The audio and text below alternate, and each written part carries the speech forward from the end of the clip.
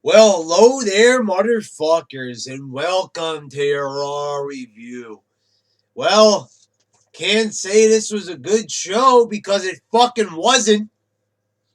I don't know what it takes anymore. I could do this little prologue to the review, try to come up with excuses of why the show was, not good, why it was bad. We could, dance around it. We could come up with theories. And really, at the end of the day, it's really just because the fucking show sucks. It's bad. It's not good. They just continue to do all the wrong things. Do they do some things right? A little bit. But it's a 3 hour fucking show. I can't begin to tell you how much more tolerable this show would be if it were only 2 hours. Why not put it back to 2 hours? I understand 3 hours for advertisers and shit like that, but the fucking 3 hours, it's part of what's killing this fucking show. Nobody wants to sit around for a boring show, let alone a fucking 3 hour one. And it doesn't make any sense when you really think about why Raw is 3 hours. And I know this is gonna be like nearly a fucking 3.5 year old argument. We already knew that a 3 hour Raw was a bad idea to begin with. 3 hour Raw started, in 2012, which was undoubtedly one of the worst years for WWE, in my opinion, as far as an entertainment standpoint went. Really, you can make the argument that things were a lot worse for them in 2015. But as far as entertainment went, 2012 was pretty fucking shitty. Now, you know, the thing is, they continue to fuck up, and fuck up even more. And it's just an endless fucking cycle of constantly fucking up without any end in sight. And the ratings are still down. They go up a couple of points. Last week, they got to a 2.9 because The Rock was there. And that is the only fucking reason why. Because The Rock was fucking there, and we all knew that a former big time wrestler was going to appear. And people called their friends and told them to put on Raw because The Rock was there. And that's it. Watch this show get a much lower rating. I predict a 2.5, maybe a 2.4. The Rock, no go. That's pretty much it. We started off with Brock Lesnar and Paul Heyman. And as I always say, it's not that I don't like Heyman, I don't like these promos, but they just feel tiresome. It doesn't matter how good of a promo man Paul Heyman is. If he's not given anything to work with, if he's not, going to be inspired by anything, then the performance, without a doubt, is going to be pretty fucking lackluster. And that's exactly what this is. I feel when Heyman comes out there, he's just promoting Brock Lesnar, reintroducing Brock Lesnar to everybody. And it's the same old song and dance. And really, this has been going on for, what's going to be 4 years now. It's getting a little tiresome. It really is. I mean, we've really reached a point where this is really just not going to cut it anymore. It's not going to cut it anymore for Brock Lesnar. It's not going to cut it anymore for Paul Heyman. I'm sorry, but this is not enough. The allure of Brock Lesnar, it's great. It's good. I like it. I like Brock being there. But this is not enough. A couple of years ago, this was enough to maybe save the show. But as I explained like about a month ago, there's no more saving the show. There's no more one match doing it. No, this shit's 3 hours and it sucks so bad. It is going to have to be held accountable for every single fucking, maybe not every single thing, but for a majority of the show. I said if a majority of the show sucks, then the show does indeed suck. And there ain't going to be anything in the world to fucking save it. So Dean Ambrose comes out. He challenges Brock Lesnar. He's standing face to face with him. The match is already made, but, he's standing up to him. He says that he wants Brock to take him to Suplex City. He knows he's going to get his ass kicked. And the thing is, not that this was a bad promo. The delivery was fine, but the content of the promo. the fact that Dean Ambrose is a crazy man. Now, I understand that we all know that Brock Lesnar kicks people's asses, but if you're in this championship #1 contenders match for the spot at Mania, you shouldn't be predicting your own fate. You shouldn't, Ambrose should be acting like he's going to, he did say he's going to win, but he said he's going to get his ass kicked. I just felt that like the promo wasn't confident enough. And not only that, but they could have went in such a better direction with this promo. What I was really hoping that Ambrose was going to say is that he wants to be taken to Suplex City because he likes pain. That would so fit the character of being a total nut job. Why not take a page from Mick Foley or Al Snow or a couple of others that enjoy pain? And Ambrose, this gimmick that he enjoys pain, this would be such a great thing. And it's something that Michael Cole at least is accustomed to calling on commentary. So I think he could at least fucking do that. But I'm just saying, they could have added so much more pizzazz to this promo, made it even more psychological, but they just went for the basic. Oh, you're Brock Lesnar, you're going to kick my ass, but I'm going to overcome it. It just felt very flat and boring. It's not a bad promo. I like that, Ambrose is standing up to Brock, but why is Brock he's in the same vicinity as Brock, and Brock is not doing anything. And the funny thing is, later on in the night, they had a backstage skit where Triple H approaches Brock and tells him, did he just see Dean Ambrose live to tell the tale of standing in the middle of the ring? Exactly! And I have said this time and time again. The shortcomings of the product, the fuck-ups in the storylines, the plot holes, the not making any sense, the booking decisions, the cheap, cheesy, corny promos that are too heavily scripted. When something goes wrong, why does an on-screen character or a commentator have to acknowledge those shortcomings? Exactly. Dean Ambrose should not be getting out of that ring unless he manages to fight his way out. And he didn't have to lift a fucking finger. Now, I just find that to be completely insane. Triple H is mocking Brock Lesnar. And exactly, Brock Lesnar is the fucking beast incarnate. Why is he not kicking Dean Ambrose's ass? He has the nerve to step in the beast's ring. Why is he allowed to fucking just go in there willy-nilly and live to tell the tale? Exactly. It makes no fucking sense, and it drives me up the fucking wall. I'm already on the fucking ceiling, motherfuckers. I've already surpassed the fucking wall at this fucking point. I'm fucking through the fucking roof at this point in time. Because every time they do something that's completely fucking ridiculous and just goes against every single shred of wrestling logic and just human life logic at all, that they have to fucking acknowledge it, almost make fun of it, making fun of themselves. They are not in a position to make fun of themselves. They are not in a position to fucking do parodies. The fucking show itself is a fucking parody of a fucking wrestling show. I'm thoroughly convinced that's what it is. It's like fucking Batman from the fucking 60s. It's a parody on the fucking comic book. The WWE is a parody of what sports entertainment is supposed to be of themselves. They're a show of them, their former selves, a parody of what they used to be. If somebody were to mock WWE in 1998 to 1999 or 2000, this is probably what it would look like. Kalisto defeats Rousseff by countout. The fact that Kalisto was running circles around Rousseff this whole match, I understand that he was using his speed to overcome Rousseff's power, but I just don't like how this is just a total fucking repeat of Rey Mysterio booking. The only thing is I have to say is I know I said in my previous reviews that Kalisto could be the next Rey Mysterio.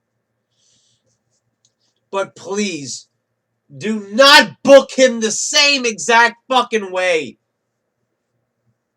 It just felt really fucking cheap. Del Rio was annoying as fuck on commentary.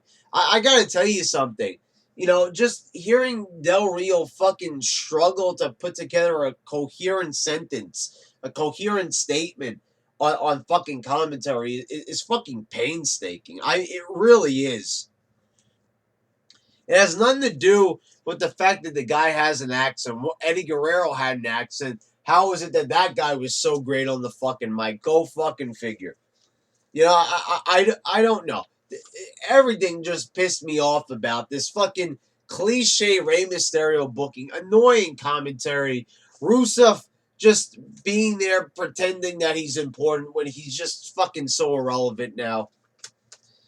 The Usos defeated the Social Outcast. The fuck was the point of this, and what is the point of the Social Outcast? As I said, you had heats. I've explained this on a number of occasions, but for those who didn't see that, I have to repeat myself. Forgive me. So Heath Slater managed to place number 8 in the Slammy Awards when people were voting online and shit, or whatever it was, to text them or whatever it may be. Heath Slater placed pretty high. I don't know if it was a trolling thing, but you know, I always said since like Raw, those Raws leading up to Raw 1000, Heath Slater, you know, facing off against the legends. The guy is highly entertaining. He has the potential to be something more. He's charismatic, but WWE just doesn't know how to use talented people. It's, you know, it's just a fucking fact at this point. We all know this. There's so many people that have the potential to reach the higher plateau, but due to the booking and the lazy ass fucking creative that just pretty much blames talent whenever they can't get over, even though they're not given any material to work. Where is the material to work with? Where is it? They're giving these characters a Social Outcast, and what do they go out there and act goofy? Okay, so if you go out there and you act goofy, how is anybody going to take you seriously? Now, there's a way of finding a balance. Remember Edge and Christian? They went out there and they act goofy, but also they had an edge to them. No pun intended. Or maybe. But, you know, it was the right balance of seriousness and funny and managing to put that together that they could be vicious. They could be nailing people with chair shots, but they were just so downright cocky. That was just their personalities. And, you know, it worked. Why can't they do that now? Why not? And that wasn't even Vince Russo writing those characters. Those are other fucking writers. So why? Why can't they come up with something like that? So they put together the Social Outcast, go out there and act goofy. Oh, okay. So they're just going out there and acting goofy, and they lose. And they keep on losing, and that's about it. They fed them Dolph Ziggler, which everybody's beating Dolph Ziggler, for God fucking sakes. It's not really that much of an accomplishment. Former world champion, yeah, okay. That's like saying Jack Swagger is a former world champion. Might be a talented guy, but they shit on him so much. The world title that he's held is kind of meaningless at this point. You know, and Ziggler with his 2 world titles, technically. Whatever. But the Usos just beat them in a 5-minute match, and that's it. And, you know,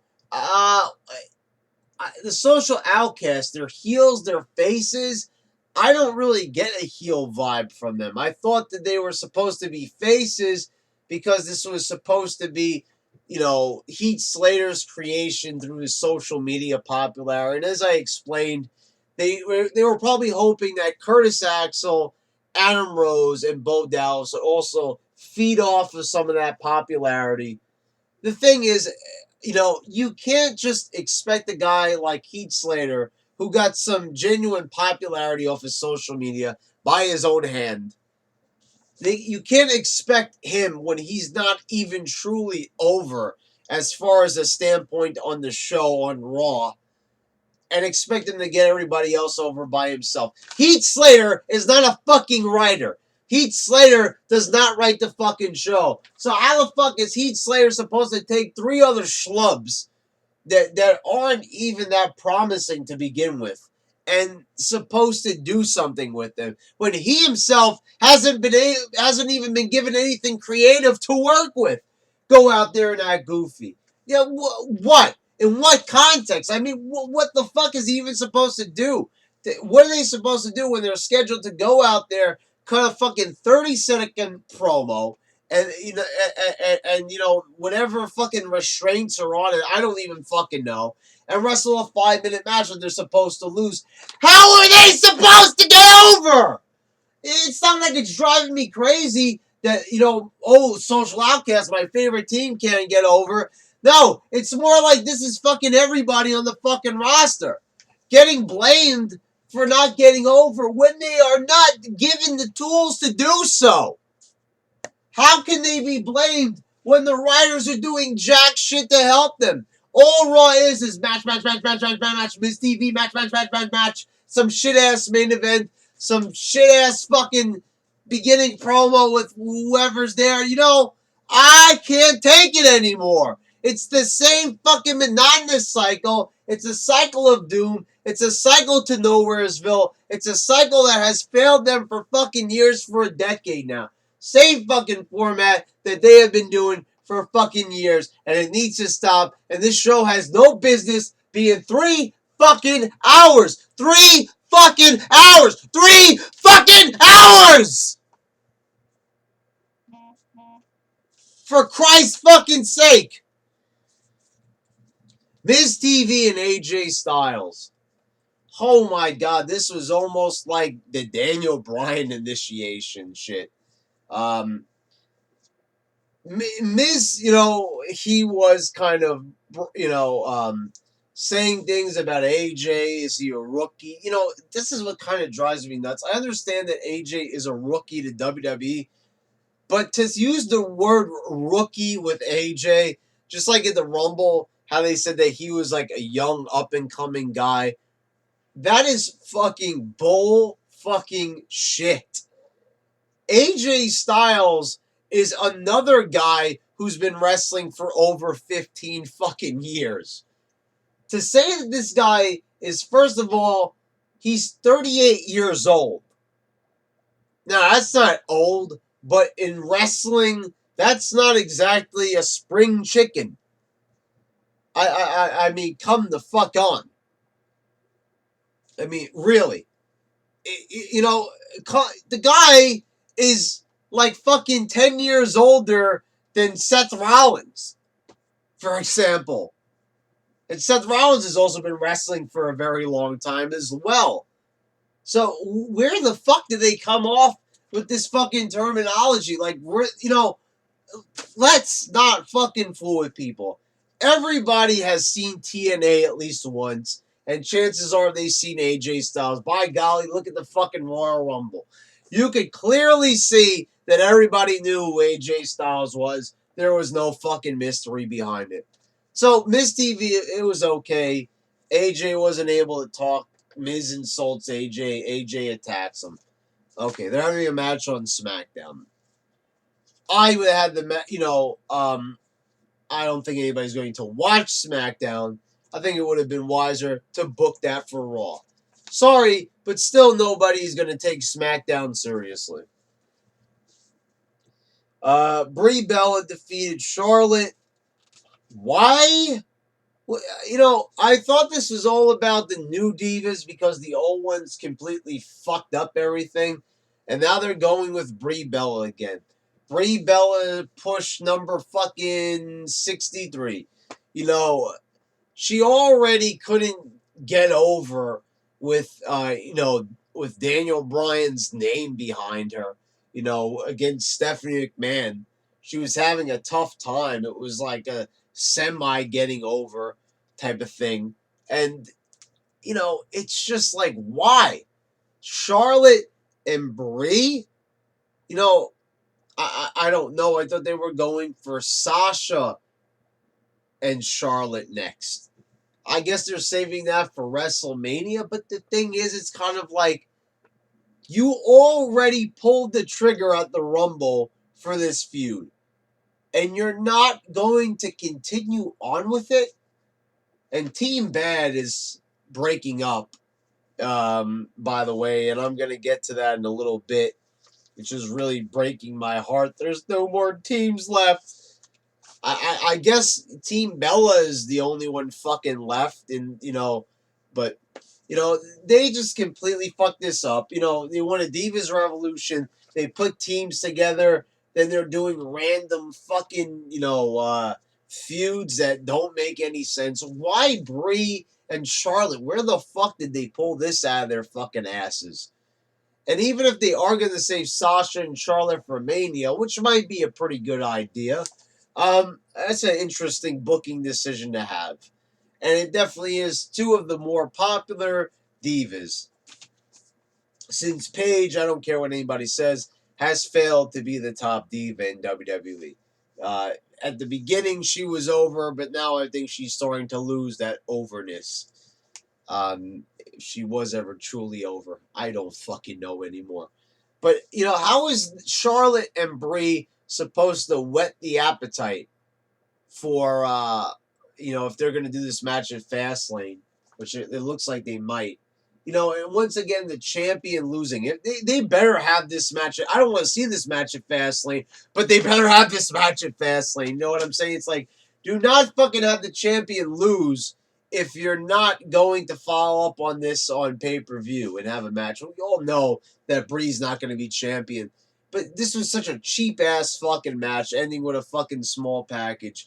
To lead into a big match at Mania, it's fucking, preposterous. It really fucking is. Big Show defeated Erick Rowan in a minute. This is what I'm saying. First of all, this whole thing right here, this whole Big Show Rowan match segment signifies what is just so fucking weird, dumb, retarded, and fucked up about the WWE. So Big Show and Erick Rowan have a 1 minute match. Erick Rowan is huge. He's 6'8", 6'9", whatever the fuck he is. He's massive, this wide dude. Getting in there and just getting choke slammed. Like, it was a minute. I checked on PW Torch, clocked it in a minute. And it's just like, you want to take the Wyatt seriously. These are big, towering guys. Braun Strowman, Luke Harper. All these guys are fucking massive. If this was real life and you met these guys in the fucking dark alley, to use an old cliche, you'd fucking shit your fucking pants. These guys are fucking huge. These are massive. You would think to yourself, Bray Wyatt is a fucking genius, a mastermind for keeping these huge fucking skyscraper motherfuckers around him, is for protection. And by the way, where the fuck was Bray Wyatt all night? Just thought I should mention that. We're back to this fucking shit of Bray Wyatt not being there after being there, not being there. It was just kind of like last year when he was barely there, and now he's here again. Now he's not here again. So after the match, they just completely beat the fuck out of the Big Show. And they make like they're going to do this big move on the steel steps. And it's just a fucking lame-ass fucking weak power slam.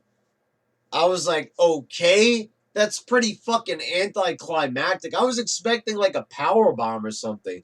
But this cheap fucking over-the-shoulder, British Bulldog power slam that didn't have any fucking impact at all. It was almost like they kind of just dropped them onto the steps. I was like, all right. They fucking, did so much to prepare for it, to fucking build up towards the move. And the move looked like shit. And even if they didn't drop them, it still would have just been a power slam, which is not really, a crowd popping move. It's some transitional move. It's a move that, is not really, it's not really that over with the fucking audience. They're not going to fucking lose their minds over a fucking power slam. But why is this so wrong? So they had Big Show winning the match in dominant fashion, obviously. Fucking a minute match. And then they just have them beat the fuck out of the winner. And they've constantly kept doing this.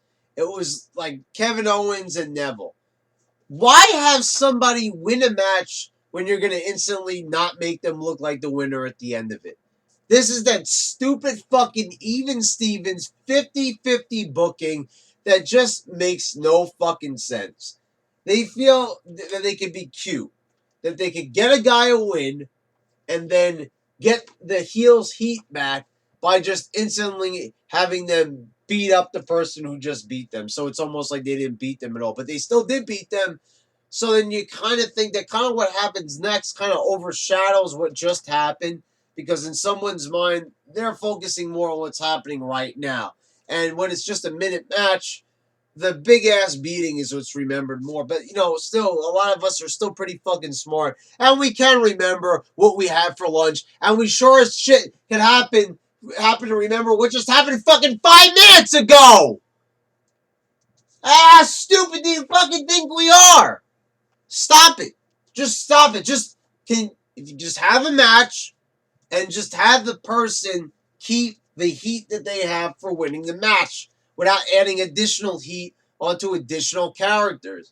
And if you want to make something more of this, which you probably should by adding some storylines and feuds to the mix, which this company is severely fucking lacking, you could do that. But you gotta make it interesting. Just don't do the fucking stupid ass 50-50 booking. Let somebody have an advantage. Let somebody look strong for a fucking change. Instead of like a fucking joke, much like this fucking company itself. Titus ONeil defeated Tyler Breeze. So, we all know Tyler Breeze is in the doghouse because, he couldn't get over on the main roster. Vince is mad at him because he doesn't like Tyler Breeze. Triple H likes Tyler Breeze. And, Tyler Breeze is not going to get over because even though creative is not helping him to get over in any way, Vince McMahon is deeming him as a failure. So now he's just going to be a jobber. So, congratulations, to McMahon. He's, such a great guy because, he's got a talent on the roster who's, willing to put his body on the line for him. And he entertained all the fans in NXT. And now he's just going to shit all over him because the guy doesn't have any ability to get over with the crowd because creative is not helping him. This is like a fucking TV. This would have been like fucking Full House if they just said to Uncle Jesse, just go out there and improvise. Well, what's the story? What are we doing in this episode? Is there any point to it? No. No, John Stamos, just go out there and just interact with everybody. It's like, how could you can't do that? It's a fucking show. You gotta tell them what to do. Give them some fucking stage direction, son. Think of it like a TV show. These are fucking TV writers, right? Soap opera writers, right? Well, okay, soap operas have stories! They do! I've seen them. They do have stories. They have characters. They have continuity. Each episode introduces some new conflict, some new storyline, some new fucking tangent. Things are going on the side. Things are going on in the main story, subplots. Fucking, that's what they should be doing. You want to be TV writers? Well, write fucking TV for God fucking goddamn sakes, you stupid ass, goddamn stupid dumbass motherfuckers.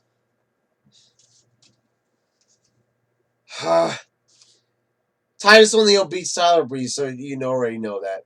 By the way, Titus ONeil is another wasted talent. They say, oh, Titus is a great guy in society and shit. Well, then do something with him. Ziggler defeated Kevin Owens.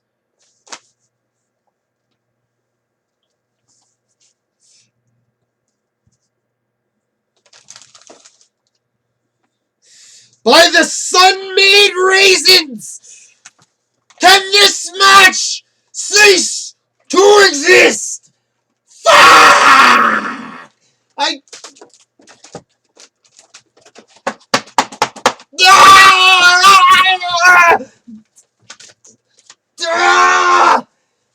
How many? Am I in fucking hell or some shit? What have I done to deserve to see the same match for 3, 4, 5 months fucking straight? I understand Kevin Owens has enough talent The guy's put forth that he has a sarcastic personality that could really get over with the fucking crowd and probably be one of the most intriguing heel characters that this company has fucking seen in years. Yeah, Kevin Owens, don't go fuck yourself. This is the thing. There's so much potential. It's all around you. It's all around you. You just gotta fucking look for it. Look for it. Use these fucking things they're called eyes. You can fucking see it. You can hear it. You can taste it. Well, maybe not taste it. That's a little weird, but you know what I'm fucking saying. You understand?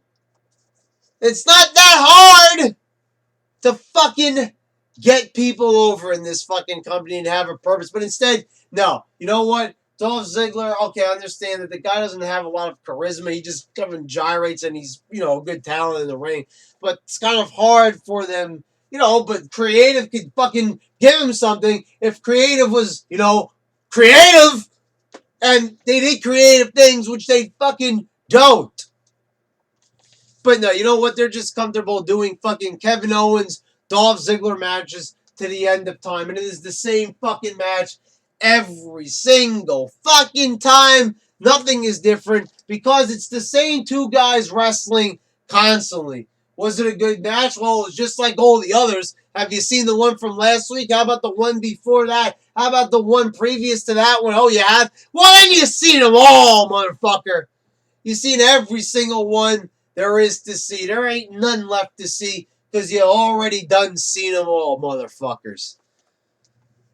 And this time, Ziggler won this one. This was the only difference. So, the thing is, I don't know what's worse. That Ziggler got a win over Owens when this is like his first win in fucking months? Or is it even worse that Owens actually lost to Ziggler, who Heath Slater even beat? It doesn't look good. It doesn't look good for either guy, actually. It really doesn't. It doesn't do anything for anybody. Not only is the match tiresome, and we've seen it 1,000 fucking times, but anyone who wins it, it doesn't really help. If Owens beats Ziggler, it wouldn't mean shit. And Ziggler beating Owens just makes Owens look fucking bad. Becky Lynch and Sasha Banks went to a no contest because Team Bad turned on her, and this is what I was saying before, so now they've broken up and shit, and, I guess Sasha's going to face, I guess there's going to be a tag team match at the pay-per-view or some shit. I don't know, I guess. Man, I'm really looking forward to that. R-Truth and Goldust are backstage, and they're doing more of that weird shit. Goldust is asking Truth to be his tag team partner, but Truth saying Goldust is too weird. 2002 called, they want their Goldust fucking Booker T segment back. The only difference is that was fucking Booker T. It was something called chemistry and something where they had writers that were actually funny and wrote entertaining shit. This ain't funny. This was lame and dumb. And I thought that, why does all of a sudden Goldust have that thing back again where he was electrocuted and does those little involuntary movements and fucking shouts and screams? I thought he was over that. Anyway, in the main event, it was Roman Reigns and Dean Ambrose defeating New Day. And to me, New Day in the main event just feels cheap as fuck. Not main eventers. And the tag champs lost. Again, it's just like, you knew that they weren't going to beat Roman Reigns and Dean Ambrose. And by the way, this match was pretty fucking boring. It was as cookie cutter as you could possibly fucking get. And Brock Lesnar comes in at the end to F5, I believe it was Dean Ambrose. So we got him back from before.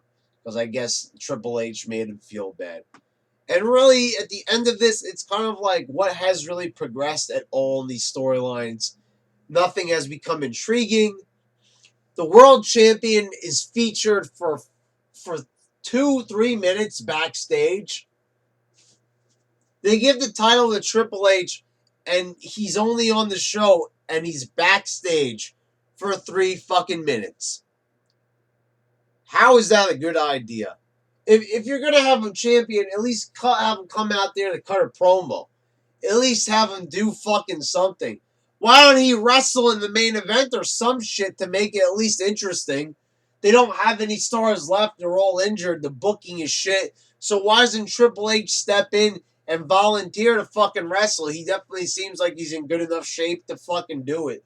So go ahead and fucking do it. Make this fucking shit show actually mean something. Make it have a little bit of credibility. At least fucking do something to captivate the fucking audience. Do anything. Do fucking just whatever just doesn't suck. Because this show did fucking suck. It was a pile of fucking shit. Everything they did didn't make sense. It was a dumb decision. Every fucking thing. And what? You know, and Bray Wyatt is not even out there. I kind of knew. I was like, okay, so when Brock comes out to F5 Dean Ambrose, he's going to have his back turned. The lights are going to go out. Bray Wyatt is going to sneak attack Brock Lesnar. Didn't happen. So, okay, so let's get this fucking straight. So, last week, there's no interaction with Brock Lesnar and the Wyatts because they're not there. And after they fucking, because he's not there, even after they eliminated Brock from the Rumble. So really, Brock's beef should be with the Wyatts because they also attacked him on the Raw prior to the Rumble. And now Brock is there and Bray is nowhere to be seen. Where the fuck are their minds at?